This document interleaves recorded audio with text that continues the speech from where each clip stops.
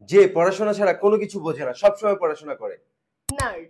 নাদ। আবার বাংলায় বলতে পারি আতেল। যে অনেক বেশি কথা বলে। চ্যাটারবক্স। চ্যাটারবক্স। যার কোনো আবেগ নেই, কঠিন হৃদয়ের মানুষ। কোল্ডফিশ। Cold fish. আর যে সবসময় পার্টি করে, বন্ধু বান্ধবদের সাথে ঘুরে বেড়ায়, পার্টি করে। Party animal. Party animal. যে সবসময় একা থাকতে চায়, কারোর সাথে মিশতে চায় না। Loan wolf. Loan wolf.